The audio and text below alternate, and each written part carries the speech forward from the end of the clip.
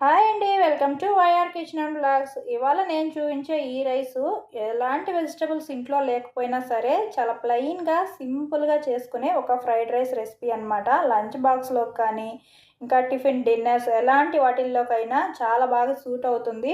చాలా క్విక్గా చేసుకోవచ్చు. చాలా ఈజీగా తక్కువ ఇంగ్రీడియంట్స్తో అయితే చేసుకోవచ్చు అనమాట. మన ఇంట్లో ఉన్న ఇంగ్రీడియంట్స్తోనే రెసిపీ అయితే చూసేద్దాము. ముందుగా పొయ్యి మీద ప్యాన్ పెట్టుకొని ఒక 2 స్పూన్స్ ఆయిల్ వేసుకొని హీట్ అయిన తర్వాత ఒక మీడియం సైజ్ ఆనియన్ని ఇలా కొంచెం ముక్కలుగా కట్ చేసుకొని వేసుకోవాలి. మరీ సన్నగా ఏమీ అవసరం లేదు. మనం నార్మల్గా ఎలా కట్ చేసుకుంటామో అలా కట్ చేసుకుంటే సరిపోతుంది. ఇవైతే నీట్గా వేయించుకోవాలన్నమాట. ఆనియన్స్ క్రిస్పీగా వేగక్కర్లేదు, కొంచెం ఉడికినట్లుగా వేగాలి. ఇలా వేగిన తర్వాత ఒక 2-3 పచ్చిమిర్చిని కూడా సన్నగా కట్ చేసుకొని వేసుకున్నాను. ఈ పచ్చిమిర్చి కూడా మంచిగా వేగిపోవాలన్నమాట. పచ్చిమిర్చి మంచిగా వేగితే ఎక్కువ ఘాటు తగలకుండా పంటి కింద పడినా కూడా నార్మల్గా కారం తెలుస్తూ ఉంటాయన్నమాట. మంచిగా అయితే వేయించుకోవాలి. ఇవి కూడా కాస్త మగ్గిపోయిన తర్వాత ఒక 2-3 టమోటాలను తీసుకొని సన్నగా కట్ చేసుకొని ఇందులోనే వేసుకుంటున్నాను. టమోటాలు బాగా ఎర్రగా పండిన టమోటాలను తీసుకుంటే టేస్ట్ బాగుంటుంది, జ్యూసీగా కూడా వస్తుంది రైసు. కొంచెం పచ్చిగా ఉన్నాయి కాకుండా మంచిగా ఎర్రగా మగ్గిన టమోటాలు తీసుకొని ఇలా బాగా గుజ్జులాగా అయిపోయి ఆయిల్ బయటకు వచ్చే వరకు వేయించుకోవాలి. అప్పుడే పచ్చిదనం అంతా పోయి రైసు పొడి పొడిలాడుతూ వస్తుంది, లేదంటే వాటరీగా ఉంటుందన్నమాట.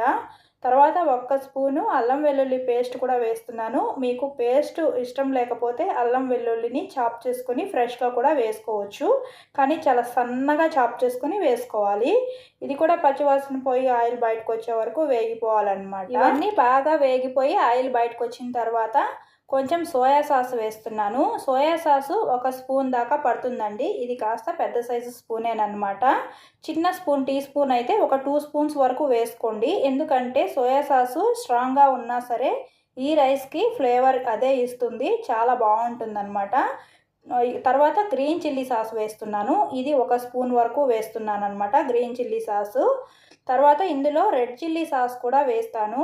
Red chilli sauce, green chilli sauce flavour చాలా బాగుంటుంది. ఇది కూడా 1 స్పూన్ వేసాను. ఇవి కూడా మంచిగా వేగాలన్నమాట. ఎవరైనా ఫ్రైడ్ రైస్ చేసుకునేటప్పుడు ఇది ఒక మంచి టిప్ అండి. అన్నం పైన సాసులు వేస్తే అంతగా బాగోదు. ఇలా ఫస్ట్లోనే పోపులోనే వేసుకొని ఆయిల్ బయటకు వచ్చే వరకు వేగాలన్నమాట. సోయా సాసు ఎంత వేగితే అంత మంచిగా టేస్ట్ ఇంకా ఫ్లేవర్ బయటకు వస్తుంది. ఆయిల్ అంతా బయటికి రిలీజ్ అయ్యే వరకు, ఆ వాటర్ అంతా ఇంకిపోయే వరకు వేగాలి. ఇందులో ఎక్కువ వాటర్ కంటెంట్ ఉంటుంది కాబట్టి అదంతా వేగిపోవాలి. తర్వాత పైన నుంచి కొంచెం సాల్ట్ వేసుకుంటున్నాను. మనం సాసులు వేసాం కదా, సాసుల్లో చాలా వరకు సాల్ట్ కంటెంట్ ఉంటుంది.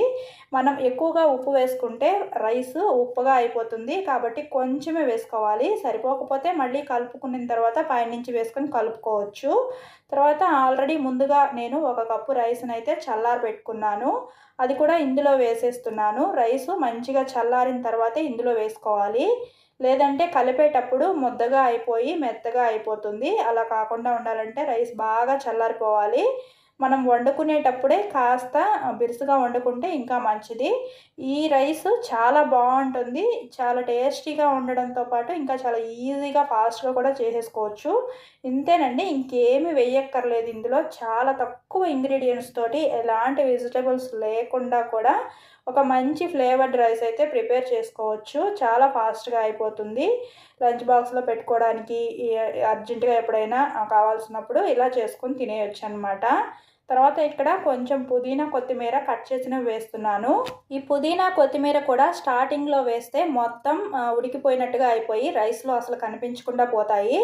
అలా కాకుండా ఇలా ఫైనల్లో కనుక వేసుకుంటే రైస్ చూసేదానికి చాలా కలర్ఫుల్గా కనిపిస్తూ ఉంటుంది. చూడండి, లీవ్స్ అన్నీ ఎలా గ్రీన్ కలర్లో మంచిగా కనిపిస్తున్నాయి కదా.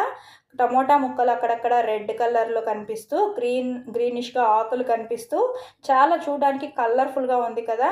అంతే టేస్టీగా కూడా ఉంటుంది. ఇంకా ఈజీగా చేసుకోవచ్చు. నచ్చితే లైక్ చేసి సబ్స్క్రైబ్ చేసుకోండి. మరో మంచి వీడియోతో మళ్ళీ కలుద్దాం. Bye friends.